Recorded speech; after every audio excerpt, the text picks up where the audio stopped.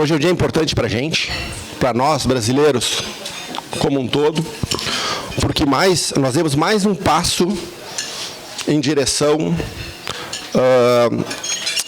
a um assunto que não pode mais ser adiado no Brasil, que é a discussão sobre uma nova Previdência.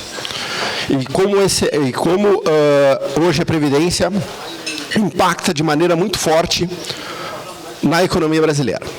Tá?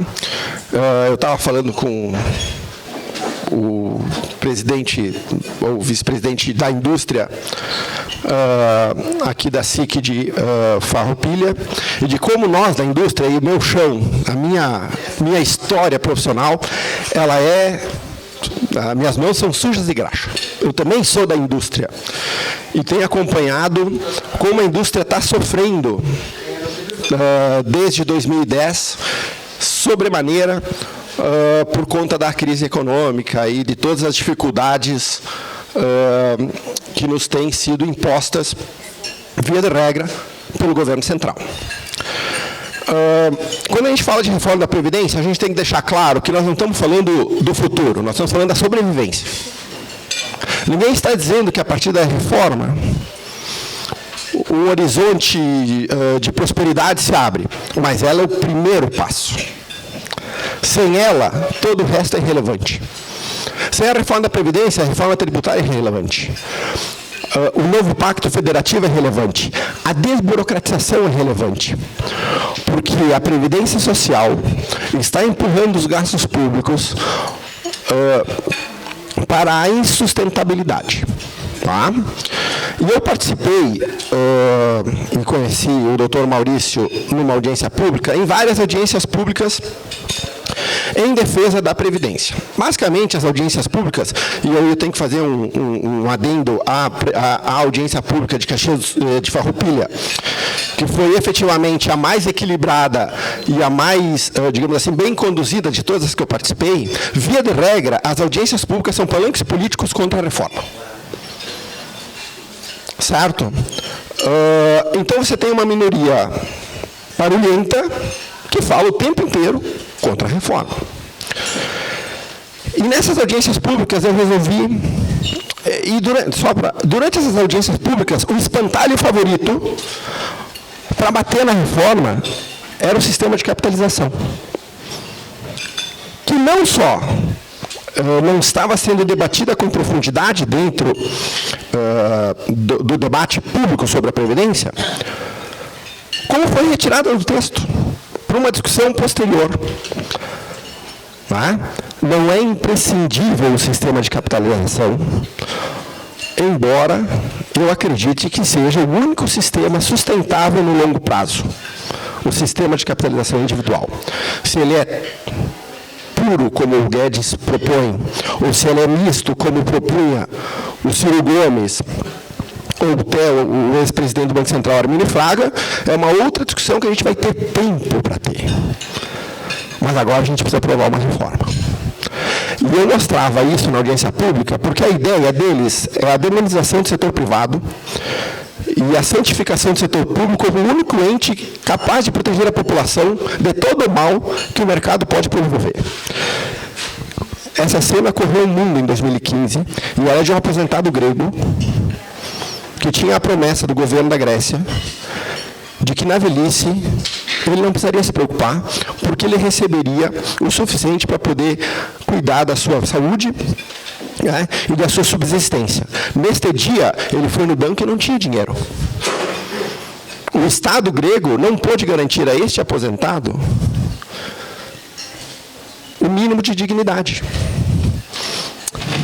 Então, não é verdade que o Estado é o único ente que pode nos trazer garantias de que no futuro, na velhice, a gente vai ter, né, uma velhice mais tranquila. Sim, a iniciativa privada também pode contribuir.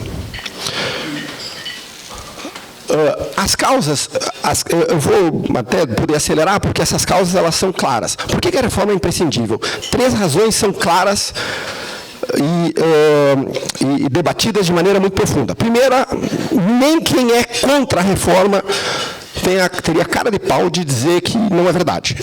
É de que o país está envelhecendo. O Brasil envelhece a uma taxa de envelhece 2 vezes mais rápido do que o resto do mundo.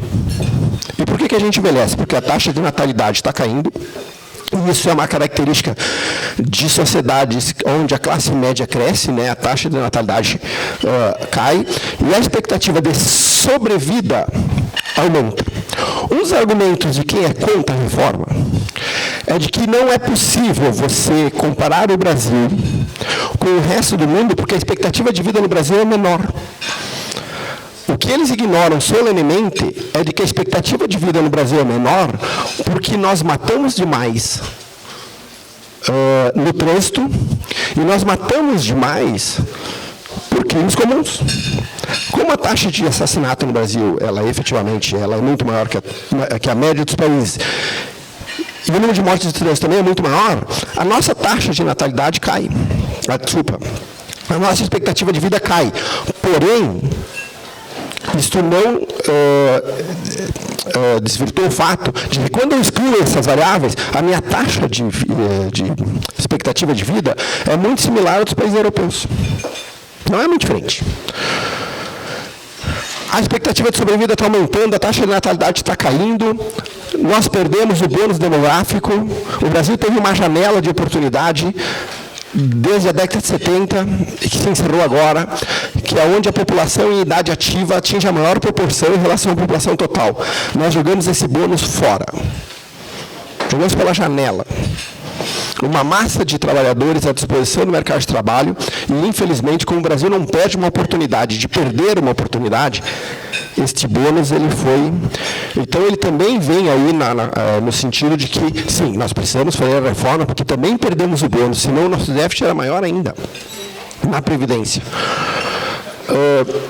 Nós temos, então, a expectativa de sobrevida e a população idosa, que hoje é de 10% da população em geral, e que em 2060 será de 25%.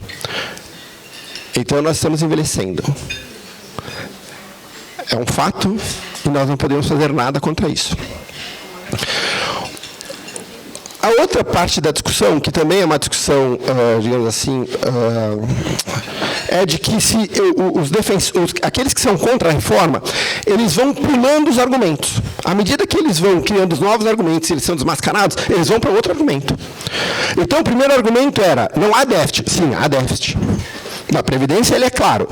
Ah, não, mas se eu pegar a Constituição de 88 e olhar a Seguridade Social e as receitas e despesas previstas na Constituição, aí não há déficit. Não, continua havendo déficit.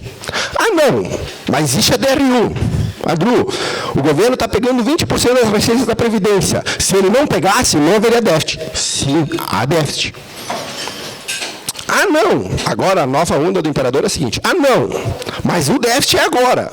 Mas há 20 anos atrás não tinha déficit. Se eu tivesse guardado dinheiro, eu tinha um fundo de 1 trilhão. Então, tudo isso é uma tentativa de adiar o inadiável. De que a reforma é necessária. Esse é o resultado da Previdência. O ano passado foi de 290 bilhões de déficit. Vocês observam que ele é crescente. Um argumento que eu já vi vários. Não, mas nós estamos em crise. Se a economia voltar a andar, o déficit sobe. Não sobe. Porque a economia prevista na reforma da Previdência é de 100 bilhões no ano. E o déficit da Previdência é de 300. Nem a economia voltando a andar, esse déficit desaparece. Então, nós precisamos fazer reforma. Nós não podemos achar e acreditar em soluções mágicas. Mesmo quando eu considero Seguridade Social e pego lá a receita de PIS e COFINS, agrego a receita do INSS e agrego as despesas de saúde, eu ainda continuo com déficit. Então, ele existe, ele é crescente, com ou sem DRU, com seguridade, só olhando a Previdência, com militar dentro, com militar fora, com civil dentro, com civil fora, com servidor público dentro, com servidor público fora. É um déficit consolidado. O Senado fez uma CPI para tentar provar que não há déficit. O relator foi o senador Paim. Todo mundo ignora solenemente a CPI. Porque o resultado dela é uma piada. Porque o déficit, ele existe, ele é claro e eu preciso resolvê-lo. E a reforma da Previdência não resolve todo. Ela abranda o déficit.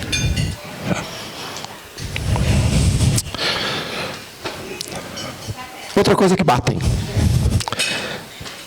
As renúncias fiscais, as renúncias previdenciárias. Não, mas olha só. O Estado brasileiro privilegia as grandes empresas. Então, se a gente pegasse as renúncias previdenciárias e passar a cobrar INSS, também some déficit. Então, está aqui. Todas as nossas renúncias previdenciárias do ano passado. Vocês observem que a maior renúncia previdenciária são as empresas do Simples, que não pagam INSS. Alguém vai querer fazer uma padaria na esquina, pagar... Um dos maiores erros que o Brasil tem é tributar o trabalho. Não existe nada pior em qualquer economia desenvolvida que tributar trabalho. E nós tributamos trabalho. Porque o INSS, o patronal, é uma tributação de trabalho. Então, essas são as grandes renúncias previdenciárias. O Simples Nacional é a maior delas. A outra são entidades filantrópicas. Se alguém quiser achar que nós devemos cobrar INSS de faculdades, que dão bolsa de estudos, se a gente deve cobrar INSS de hospitais. Por que a gente está falando disso desta maneira? Para dizer o seguinte, ó, todos aqueles que defendem e são contra a reforma, a única coisa, no frigir dos ovos, que eles vão dizer é por que a reforma é ruim para ele. Porque ele, pessoa física, vai perder, e aí ele se opõe contra. Porque quando eu olho os dados, nenhum argumento contra a reforma se sustenta num debate sério. Qualquer um que seja. Nós temos 36 milhões de aposentados no Brasil. 58 milhões de contribuintes. Eu tenho 1,6 caras de carteira assinada, 1,6 contribuintes de carteira assinada, ou que contribuem de alguma maneira, não só carteira assinada, mas também com aquela contribuição individual para cada aposentado. Isso aqui vai piorar muito. Vai ser um por um. Logo. Vocês acham realmente que duas pessoas trabalhando conseguem, pagando 28% do seu salário, sustentar um aposentado? Ele é um sistema que, por si só, não se sustenta no longo prazo. Outro caso pelo qual a reforma ela é necessária, e de certa forma, pela primeira vez, eu consigo concordar com aqueles que, só por razões diferentes, com aqueles que são contra a reforma, é de que efetivamente a reforma é uma máquina de produzir desigualdades. E a ideia da reforma é que todo mundo vá para o regime geral. Aliás, deveria assumir regime geral, regime próprio, devia tudo é regime geral, todo mundo sob a mesma regra. A proposta original é esta. Tá? 82% dos aposentados no Brasil recebem até 2 salários mínimos. 66% recebem até 1 salário mínimo. Como é que você defende um sistema onde 2/3 dos aposentados recebem até um salário mínimo? Com certeza não são esses que estão gritando contra a reforma. Não são os 2/3 que recebem um salário mínimo que estão contra a reforma, porque não tem como a situação deles piorar. O valor médio do regime geral de previdência social é de R$ 1.316.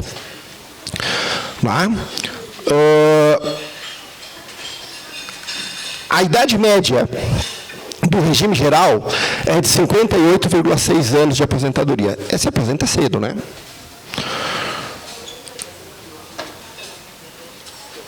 Sendo que por idade é 61 anos e por tempo de contribuição é 52 anos. Por isso que grande parte da economia da está focada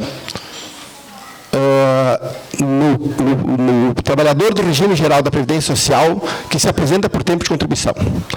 Não por causa do tempo de contribuição, mas sim por causa da idade. Se aposentam hoje os homens com 55 anos em média e as mulheres com 52. A idade mínima é a grande mudança nesta reforma. nenhum homem se aposenta com menos de 65, a não ser os casos das aposentadorias especiais de professores. Eu sou professor, particularmente, estou longe de ser favorável a esse tipo de benefício, mas... então, a ideia é que a idade mínima seja de 65 anos para homens, 62 para mulheres, a exceção da aposentadoria do setor rural. A ideia é que se mantenha 60, 55, ainda não vi como é que foi o relatório hoje.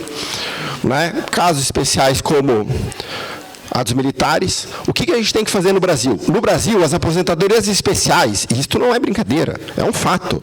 O número de aposentados que têm categorias especiais excedem o número de aposentados de regimes ordinários. As especiais viraram a regra. E a aposentadoria normal virou exceção. Deveria ser o contrário, né? Então, nós temos cada categoria defendendo o seu próprio umbigo. E aí, você tem essa máquina de produzir desigualdades. Deixa eu só fazer essa conta aqui. Vocês sabem quanto custa um aposentado do setor legislativo? Do setor público do legislativo? Ele se aposenta hoje, a aposentadoria média do legislativo federal é de R$ 24.600. Se esse cara se aposentar, porque eu não consigo encontrar o dado factual, então eu usei a média geral a idade média geral da aposentadoria no Brasil. Esse cara vai custar aos cofres públicos, esse servidor, 7.400.000 até ele morrer. Porque ele vai receber 300 meses de R$ 25.000. Ele se aposenta antes, bem antes, com um valor muito acima hoje,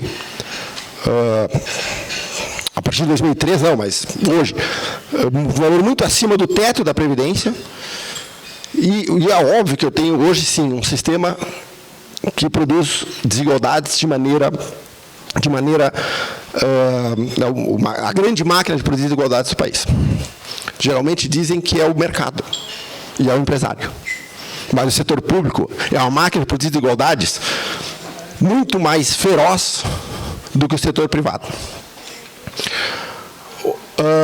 Eu sempre coloco aqui, de novo para rebater a ideia de que, não, mas se nós cobrasse todo mundo, eu resolvo o déficit. Não, meu amigo. A CPI da Previdência identificou 450 bilhões de reais devidos à Previdência. Hoje esse número é um pouquinho maior, é 490. Desses 490, só 175 bilhões são recuperáveis. Desses 175 recuperáveis, mais ou menos 100 bilhões já estão parcelados. Ou seja, eu entendo que nós devemos continuar tentando cobrar, se for possível, os devedores para que a Previdência seja mais saudável. Mas nós não podemos colocar uma cortina de fumaça no fato de que mesmo que eu cobrasse 100% daquilo que eu consigo cobrar, e eu não consigo cobrar da Varig, eu não consigo cobrar da VASP, tá? Eu não consigo cobrar da Transbrasil, mesmo que eu consiga cobrar todos os devedores, eu só resolvo meio ano de déficit. Só. É como eu vender um terreno para pagar as contas. Aí depois que acabar o dinheiro, o que você faz? Nada. Porque isso é um ativo, ele vai ficar lá, é um circulante, não vai mudar. Então, por que a reforma... Isso são, basicamente, os pontos mais...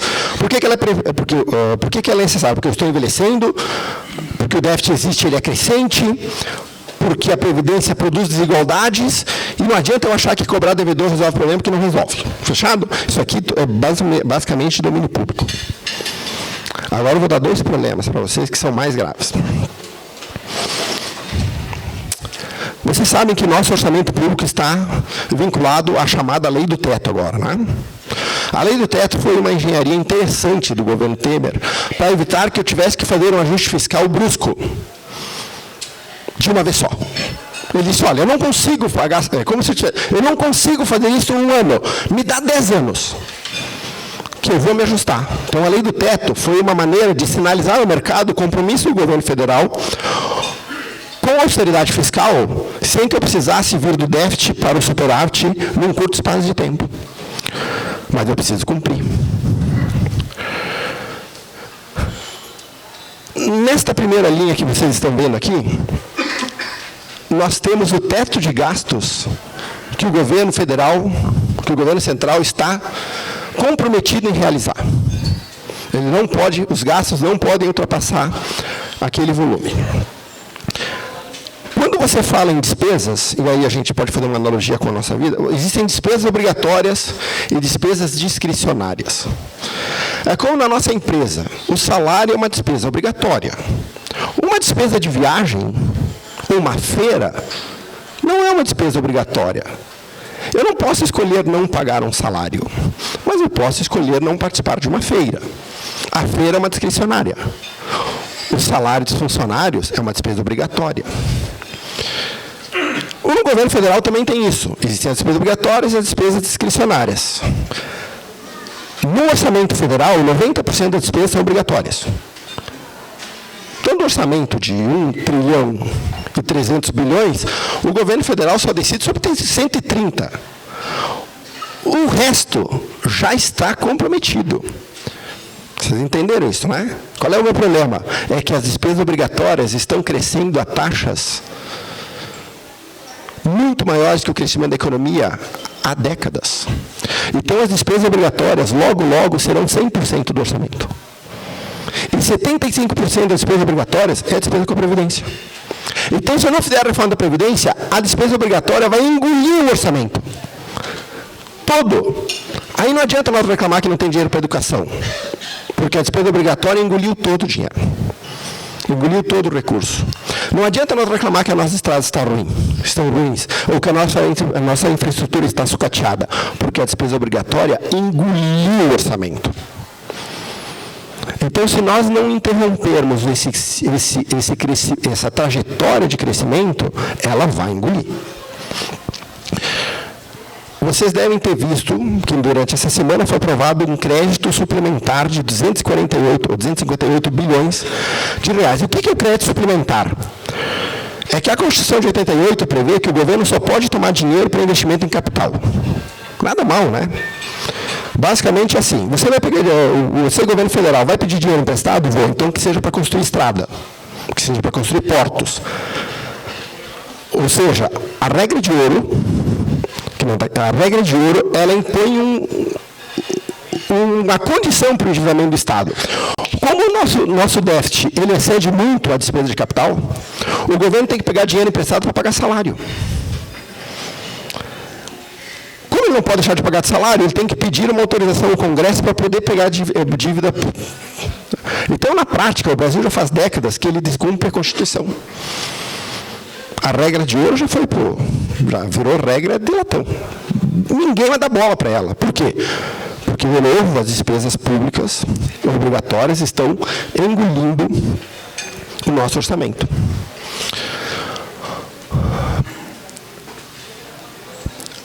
Vocês estão vendo essa linha verde aqui? Essa aqui é a linha, são todos os encargos, todas as despesas do governo central. Vocês estão vendo a linha verde? É a despesa com a Previdência. Vocês observam como ela descola do resto? Então, se nós não fizermos uma reforma da Previdência, o governo central vai ficar absolutamente inviabilizado. Hoje me perguntaram sobre a moeda única Brasil e Argentina. Se é possível, se não é possível. Digo, bom, nem se preocupe porque não é viável. Porque a primeira regra geral para você poder ter uma moeda única é você unificar a política fiscal antes, como a União Europeia fez. Eu acompanho a economia argentina desde 99, quando eu fiz minha monografia, o meu TCC de conclusão de graduação. A Argentina não cresce, tem 40% de inflação, porque ela não resolveu seu problema fiscal. O problema fiscal argentino engole o Estado e condena a Argentina à pobreza, porque eles não resolvem o problema. Então, se nós quisermos ter futuro e fugir de uma situação parecida com a da Argentina, eu preciso vir com a política fiscal consistente. E não há reforma, e não há política fiscal consistente com a Previdência do jeito que ela está.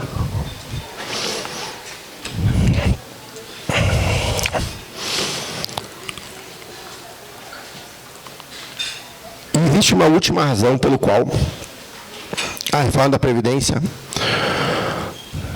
e na audiência pública eu participei em Nova Bassano, eu fui o cara falei no meio. Tinha um cara neutro, que não era neutro, porque nunca participei de neutro, o cara era contra a reforma, mas posou de neutro. Eu estava no meio defendendo a reforma, que nem jogar fora de casa, né, cara? Porque a palestra, aqui eu estou jogando em casa, lá está jogando fora de casa. Porque é uma plateia composta por sindicatos e, obviamente, hostis à reforma. E depois tinha o deputado Pepe Vargas. Eles ainda se espantam porque a gente não enfrenta o verdadeiro problema brasileiro. Ou não é um verdadeiro problema, nós temos muitos problemas, mas este também é uma das origens, que é a Constituição Cidadã de 88, que trouxe um ônus ao Estado que foi repassado para os entes públicos, para os entes privados. E eles se chocam quando a gente fala isso, porque é como se a gente fosse contra os direitos sociais. Não, a gente não é contra os direitos sociais, a gente é contra direitos sociais sustentáveis. Tá? Os direitos sociais previstos no artigo 6º da Constituição, alimentação, saúde, educação, trabalho, moradia, transporte, lazer, segurança, previdência social, ótimo, né? Eu também quero tudo isso. Certo? Só que isso tem um peso. Desde 88 até hoje, e a Constituição fez no ano passado 30 anos, a nossa carga tributária saiu de 23% para 33%. A despesa com Seguridade Social aumentou de 2,5% para 13%. E a minha dívida pública saiu de 34% para 88%. Eu tributei o cidadão, eu aumentei os gastos sociais, eu me endividei, e qual é o resultado prático? Deixa eu contar um dado que quem foi meu aluno já ouviu falar, mas quem não foi, nunca ouviu. Vocês sabiam que o Brasil, entre 1900 e 1982, foi o país com maior taxa de crescimento do mundo? Você já viu esse dado? É um fato. Até 1982, o Brasil cresceu mais que os Estados Unidos, cresceu mais que China, cresceu mais que qualquer país europeu, cresceu a taxas chinesas. De 88 para cá, o nosso crescimento médio anual foi de 2,16%, muito aquém de uma taxa de crescimento mínima que nós, ainda um país pobre, precisamos. Mas o nosso crescimento médio anual não só foi baixo, como o crescimento da renda foi pior ainda, porque sempre tem descontado o crescimento da população. Se nós mantivermos o crescimento da renda dos últimos 30 anos, nós vamos demorar 100 anos para dobrar de renda. 100 anos. A China dobra a cada 7. Os Estados Unidos dobram a cada 30. E olha que a renda deles já é 6 vezes maior que a nossa.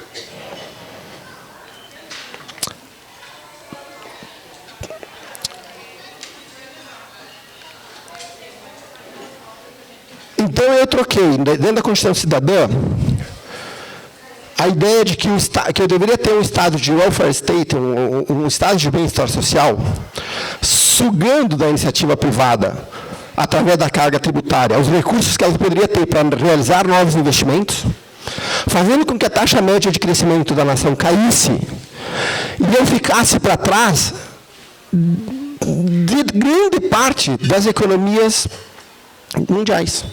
Eu gosto de botar o Chile, porque nesses debates de audiência pública, eles gostam de demonizar o sistema de capitalização chileno.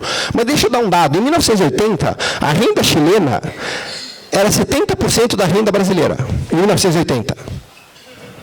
Hoje é 2,5 vezes maior. Em 40 anos. Quem é que adotou o caminho errado? O Chile, com o sistema de capitalização, e onde você não tem um grande peso do Estado por conta dos benefícios sociais, ou nós? Não parece claro para nós? Então, nós precisamos, de certa forma, interromper essa trajetória de gastos, principalmente com seguridade, porque mesmo que eu gaste 100% do PIB, se eu continuar pobre, eu ainda assim terei uma saúde ruim, uma educação ruim. Então, eu preciso virar a chave para nós voltarmos a acelerar o crescimento econômico. Sem reforma da Previdência, esqueçam. Porque o Estado vai precisar continuar sugando, seja via impostos, seja captando recursos no sistema financeiro, para financiar um déficit crescente. Como é que impacta na nossa vida o déficit público? De duas maneiras. O governo pode aumentar os impostos. Quando o governo aumenta os impostos, alguém paga. Nunca são as empresas que pagam impostos, porque elas são só agentes repassadores. Quem paga o imposto é o consumidor, porque está tudo nos preços. Certo? Ora, se o consumidor destina mais recursos da sua renda para pagar impostos, falta menos dinheiro para consumo. Então, o governo pode retirar dinheiro do consumo via aumento de impostos. Mas eu também posso captar dinheiro junto às instituições financeiras para poder financiar o gasto. E aí, quando a indústria vai lá buscar capital de giro nos bancos, o que falta? Dinheiro. Por quê? Porque o governo tomou para financiar o seu gasto. Então, se eu não interromper essa trajetória, a taxa de juros não vai cair, os investimentos não vão voltar de maneira mais sólida e nós vamos continuar a ter taxas de crescimento. Eu não sei a palavra, estou procurando ela aqui, mas eu diria ridículas, que seria a palavra mais adequada para a nossa taxa de crescimento hoje.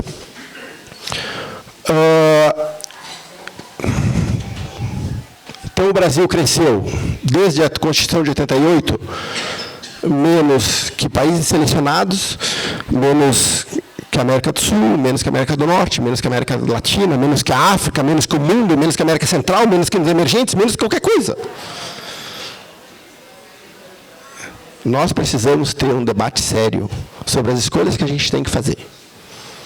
Se o Brasil quiser ter um horizonte mais, digamos assim, de maior esperança, eu preciso começar a ter debates sérios.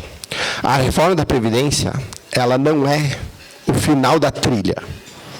Ela é o início. A reforma tributária é importante? É importante porque a gente tem que escapar do manicômio fiscal e do manicômio tributário que se tornou o Brasil nos últimos 20 anos. Um novo pacto federativo é importante para que a gente descentralize o dinheiro, os recursos do governo federal e deixe o dinheiro onde as pessoas vivem, que é no município. Um pacto pela desburocratização é importante? Sim, é importante. Porque eu tenho certeza que grande parte das indústrias fecharam, o dono, o proprietário, desistiu de atender aos apelos burocráticos do Estado. Tá? Desde 2010, as exigências burocráticas em cima das empresas e das companhias aumentou sobremaneira, seja através de social, Bloco K, NR12, aspectos em metro, todo esse aparato fiscal, esse aparato burocrático acabou caindo para as empresas. Então, a agenda da desburocratização é importante, mas nenhuma delas tem sentido se eu não resolver o déficit fiscal. Então, daí é a nossa importância. Tá bom? Obrigado pela audição. Era isso.